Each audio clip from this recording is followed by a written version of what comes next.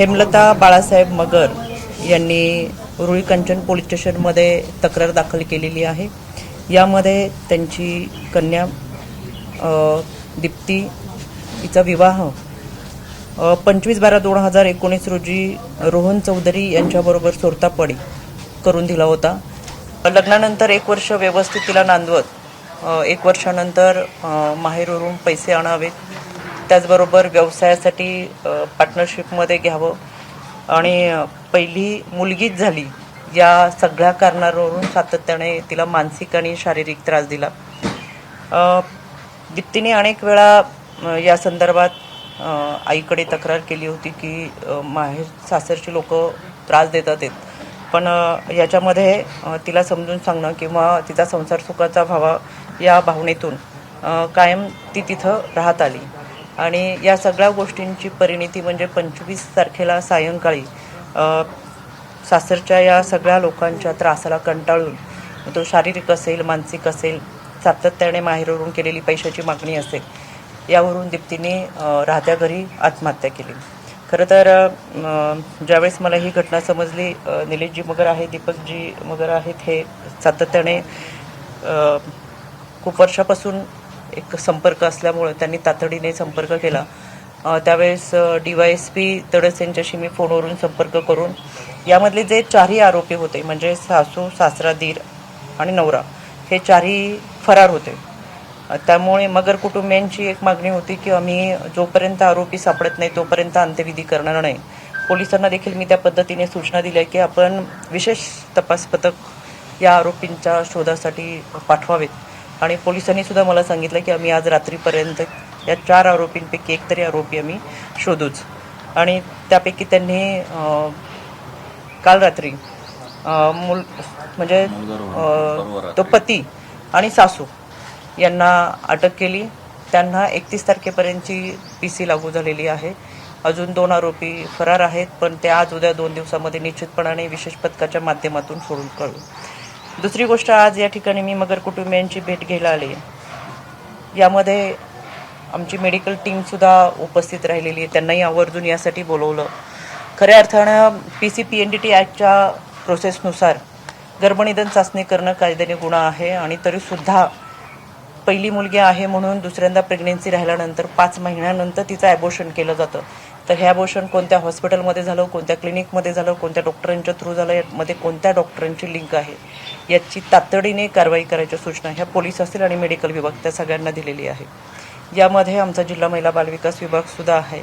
खऱ्या अर्थानं समाजाची मानसिकता बदलण्यासाठी आपण सातत्याने प्रयत्न करतो की मुलीच्या जन्माचं स्वागत व्हावं, पण केवळ मुलगी आहे म्हणून तिचा छळ करणं अशा सगळ्या अतिशय अमानवी कृत्य या चौधरी परिवाराने दीप्तीसोबत केलेले आहेत। त्याच्यामुळे यामध्ये जो गुन्हे दाखल झालेले आहेत,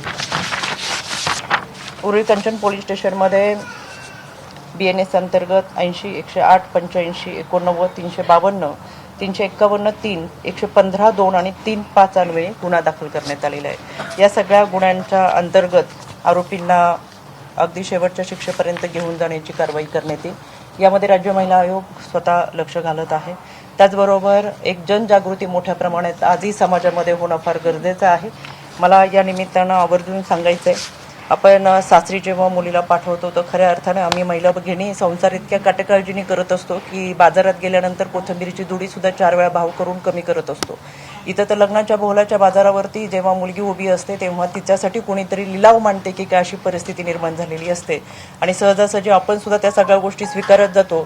त्याच्यामुळे मुलगी सासरी जेव्हा पाठवतो तेव्हा खऱ्या अर्थानं सासरच्या लोकांनी त्या मुलीबरोबर लग्न केले का आपल्या पैशाकडे पाहून पैशाबरोबर लग्न केले हा प्रश्न पडतो आणि अशी माणसं समाजामध्ये विकृत प्रवृत्तीने वावरतात आणि खऱ्या अर्थानं त्यांची भूक कधीच भागणारी नसते। म्हणून मला या निमित्तानं माझ्या तमाम महिला भगिनींना आव्हान करायचं आहे की बाईपणाची लढाई आपण सगळेजण लढलोय, पण भारतरत्न डॉक्टर बाबासाहेब आंबेडकरांनी तुम्हाला आणि मला संविधानाची घटना, कलम, कायदा यासाठी दिलाय की तू माणूस म्हणून जग। आणि म्हणून आता आईपणाच्या या लढाईमध्ये आम्ही खऱ्या अर्थानं सगळ्यांनी पुढे येऊन सासरी नांदणाऱ्या प्रत्येक मुलीला आवर्जून सांगितलं पाहिजे की तू जर सासरी नांदत असेल, तुला त्रास होत असेल तर माहेरची दरवाजे तुझ्यासाठी कायम उघडे, तू कधी ये, तुझ्या लढ्यासाठी आम्ही समर्थन करू। आणि म्हणून तिच्याबरोबर उभी राहण्याची खऱ्या अर्थानं वेळ आहे। त्या अशा घटना खरं महाराष्ट्राचे कायदे इतके स्ट्रॉंग आहेत, भारतातल्या सगळ्या कायद्यांमध्ये महाराष्ट्राचे कायदे हे कडकपणे अंमलबजावणी केली जातात, पण आम्ही खऱ्या अर्थानं याला जाब कधी विचारणार हा प्रश्न आहे. आणि म्हणून मला आवर्जून सांगायचं आहे, ज्या वेळेस कौटुंबिक हिंसाचाराच्या घटना घडतात त्यावेळेस तुम्ही घरातून सुद्धा 112 क्रमांकावरती तक्रार देऊ शकता. नवीन कायद्यानुसार ऑनलाईन पद्धतीने तक्रार देऊ शकता, जी गोपनीयता ठेवली जाते.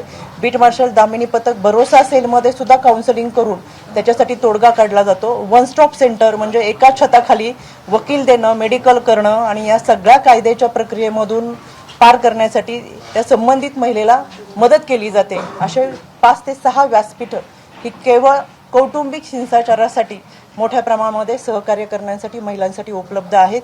म्हणून आपल्या माध्यमातून मला आवर्जून आव्हान करायचं आहे की असा कुठेही अजूनही तुम्हाला महिला भगिनींना त्रास होत असेल तर जरूर या सगळ्या ठिकाणी आपण तक्रार नोंदवावी. ही पोलीस यंत्रणा असेल, त्या पोलीस यंत्रणेबरोबर काम करणारे काउन्सिलिंग सेंटर असेल, जिल्हा महिला बालविकास विभाग असेल, हे आपल्या मदतीसाठीच आहेत. आणि या संपूर्ण घटनेमध्ये आरोपीला अगदी फाशीच्या शिक्षेपर्यंत घेऊन जाण्यासाठी सुद्धा आम्ही प्रयत्न करू.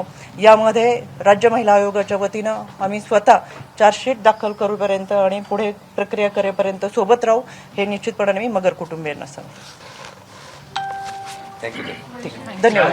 पोलिसांवर आरोप केले गेले की 5.5 तास त्यांचा गुन्हा दाखल करून घेतला गेला, तर त्यात तुम्ही काही माहिती घेतली का? त्यात तुम्हाला काही तथ्य आढळलं? याच्यामध्ये खरं पोलिसांकडे मी या सगळ्या गोष्टींची चौकशी केलेली आहे, पण जो सुरुवातीचा कालावधी असतो तो डेड बॉडी हॉस्पिटलला ठेवून त्याच्यानंतर गुन्हा दाखल करणं या कालावधीमध्ये गेलेला आहे. याच्या संदर्भात सविस्तर आपल्याला DYSP तडस सर सांगतो. गर्भलिंग निदान केलं, बळजबरी असाही एक मुद्दा त्यात होता, तर त्या संदर्भानं काय नेमकी तपशील तुमच्याकडे आलेले आहेत, त्यात काही तथ्य आहे? याच्यामध्ये गेली 4 वर्ष राज्य महिला आयोगाच्या अध्यक्षांना त्याने काम करत असताना आम्ही गर्भनिधन PCPNDT ॲक्टनुसार धडक कारवाई करण्यावरती फार मोठी मोहीम राबवलेली आहे. पण अजूनही शोकांतिका ही आहे की मुलगी नको आणि म्हणून मुलीचा गर्भ असेल तर तिचं ॲबॉर्शन झालंच पाहिजे, ही मानसिकता समाजाची का बदलत नाही? आणि याच्यामध्ये कुठेतरी आम्हीच आहोत. एका मुलीचा जन्म असून सुद्धा मुलगी म्हणून आम्ही जेव्हा जगतो, एक स्त्री म्हणून जगतो, एक बाई म्हणून जगतो, तरी सुद्धा एका मुलीचा जन्म आम्हाला नको असतो. त्याच्यामध्ये कुठली तरी सासू असते, कोणतरी नणंद असते, कोणीतरी आई असतं. आणि म्हणूनच ही समाजाची मानसिकता जर बदलायची असेल, कायदा आहे PCPNDT ॲक्टनुसार कडक कारवाई होते. या घटनेमध्ये सुद्धा पहिली मुलगी आहे म्हणून तिला त्रास दिला जातो आणि दुसऱ्या मुलगी डिटेक्ट झाल्यानंतर त्याच्यामध्ये तिचं ॲबॉर्शन केलं जातं.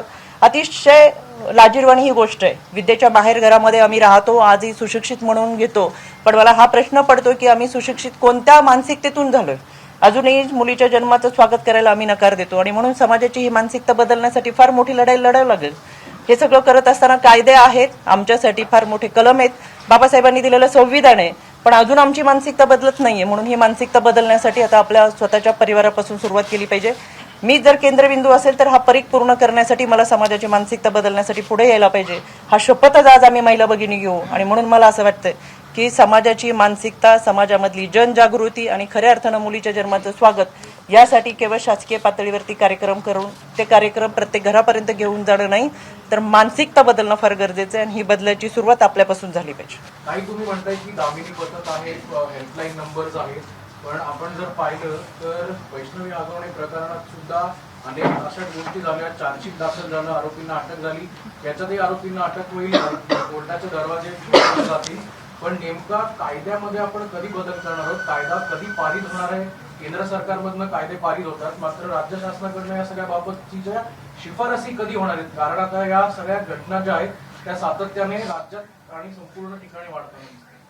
2 जुलै 2025 रोजी केंद्र सरकारने नवीन कायदा आणला आणि हा BNS अंतर्गत आणलेल्या 3 कायद्यांची अंमलबजावणी संपूर्ण राज्यांमध्ये होत असताना महाराष्ट्रामध्ये सुद्धा ते कायदे लागू करण्यात आले.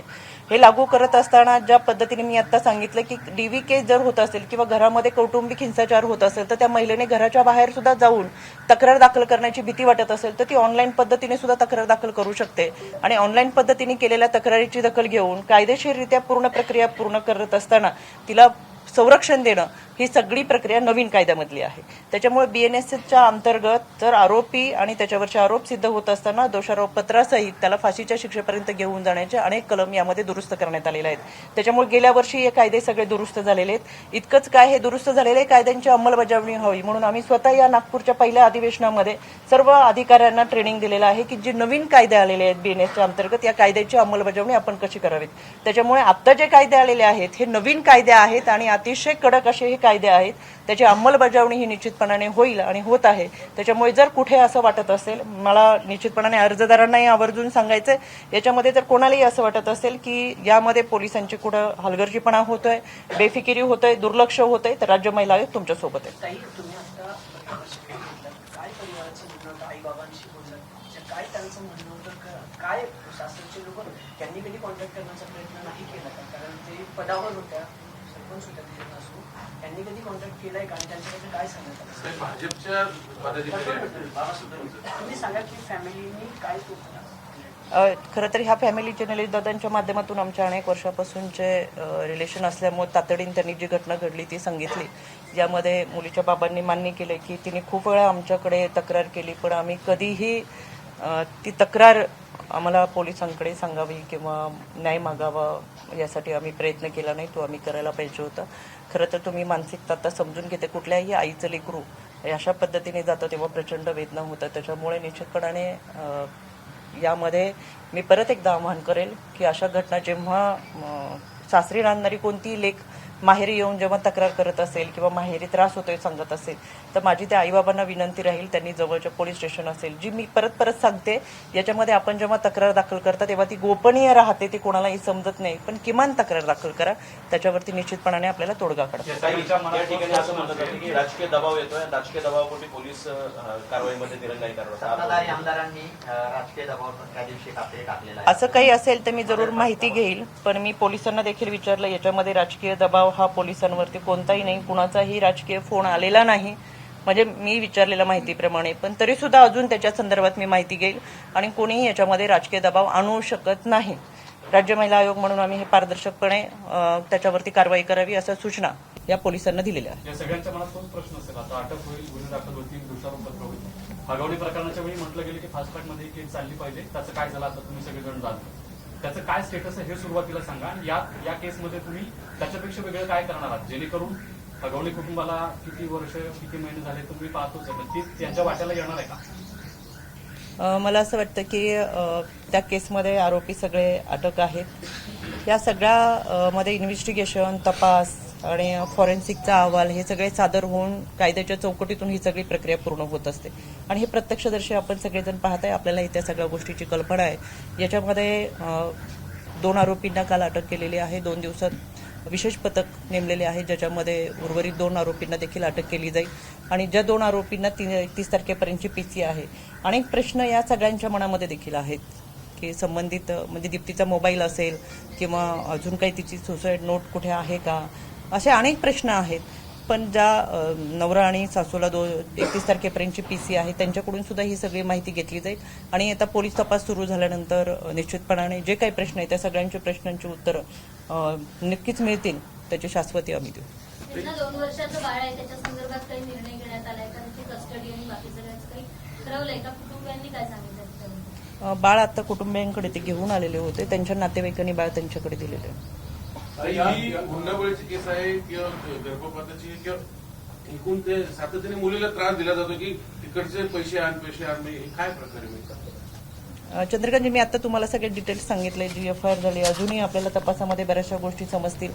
आईवडिलांनी ज्या पद्धतीने तक्रार केली आहे, मला बाकीच्यांनी त्यांचे बंधू बरेच या ठिकाणी आहेत, त्यांनी ज्या पद्धतीने सांगितलं त्या पद्धतीने पूर्ण तपासामध्ये आपण नमूद केलेलं आहे. त्याच्याही पुढे जाऊन मी पोलिसांना सूचना दिलेल्या आहेत की अजूनही त्यावेळची मानसिकता थोडीशी वेगळी असते की सगळ्या गोष्टी आठवत नाही किंवा बराच ताण असतो.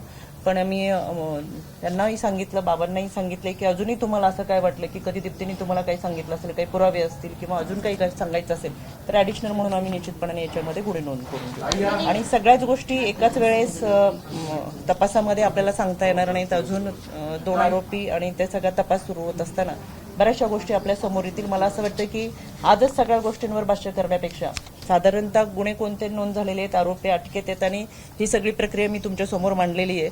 अजून काही 2 आरोपी अटक झाल्यानंतर अजूनही बऱ्याच इन्व्हेस्टिगेशनमध्ये काही गोष्टी समोर येतील, त्या निश्चितपणाने मी तुमच्या समोर या प्रकरणाला पॉलिटिकल इंटरव्हेन्शन अजिबात आणायचं नसलं तरी सुद्धा जे आरोपी आहेत ते एका गावच्या सरपंच आहेत आणि सरपंचाकडनं जर असं वागणं होत असेल तर तुम्ही सुद्धा एक राजकारणी आहात आणि त्यामुळे कुठेतरी या सगळ्या बाबत एक ठोस भूमिका एक पक्षाच्या नेत्या म्हणून समोरच्या आरोपी ज्या सरपंच आहेत त्यांच्यावर सुद्धा घेतली पाहिजे असं वाटतंय. त्या ज्या वागलेल्या आहेत म्हणजे मला जेवढी माहिती मिळाली ते अत्यंत चुकीचं आहे किंवा दीप्तीच्या आईने सुद्धा मला मगाशी काही गोष्टी सांगितल्या त्या अत्यंतच अमानवीय आहेत, निंदनीय आहेत, चुकीच्या पद्धतीने आहेत. शेवटी लेकीला जसं सांभाळतो तशा पद्धतीची मानसिकता सुनेच्या बाबत असली पाहिजे. पण जे घडलंय ते चुकीचं घडलेलं आहे आणि अशी ही मानसिकता कोणाची असू नये असं मला मनापासून वाटतं. ज्या ठिकाणी गर्भलिंग निदान चाचणी झालेली आहे त्या डॉक्टरांवरती कारवाई आमची मेडिकल टीम या ठिकाणी उपस्थित होती. आमची PCPND टॅगची समिती सुद्धा होती. त्यांना देखील त्या आताच आरोपीला खरं तर ज्या हॉस्पिटलमध्ये हे सगळं केलंय तर पोलिसांची टीम त्या हॉस्पिटलमध्ये घेऊन गेलेली आहे. आता आरोपीला स्वतः तिथे नेलेलं आहे आणि ह्यामध्ये आमची मेडिकल टीम सोबत गेलेली आहे. त्याच्यामुळे हे कधी घडलं, कसं झालं, त्याच्यामध्ये किती जणांच्या सह्या होत्या आणि हे सगळं इन्व्हेस्टिगेशनमध्ये आपल्या समोर येईल. तातडीने आम्ही संबंधित डॉक्टरांवरती कारवाई करूच, पण अशा घटना घडूच नये त्याच्यासाठी जनजागृती मोठ्या प्रमाणात चालू आहे. आता आपण एक मानसिकता ठेवून खरं या सगळ्या गोष्टींच्या विरोधात जाऊन लढलं पाहिजे असं मला वाटतं. पुण्यात असे अनेक ठिकाणी गर्भलिंग निदान होत आहे, त्या सगळ्या सेंटर्सची पुन्हा एकदा चौकशी करणार का, त्यांची माहिती मागवणार का? मला तुम्हाला आवर्जून सांगायचं आहे, ज्या जिल्ह्यामध्ये आम्ही पब्लिक हिअरिंगला जातो त्या प्रत्येक जिल्ह्यामध्ये सीएचच्या माध्यमातून आम्ही सूचना देतो आणि धडक कारवाई केलेल्या आतापर्यंतच्या आणि केसेस आमच्याकडे आहेत. जिथं जिथं आम्हाला साधा मेसेज जरी आला तरी त्या मेसेजच्या अनुषंगाने आम्ही कारवाई करतो. त्याच्यामुळे हे जर कोणी करत असेल आणि याच्यामध्ये कुठली लिंक असेल तर त्यांच्यावरती निश्चितपणाने कारवाई केली जाईल.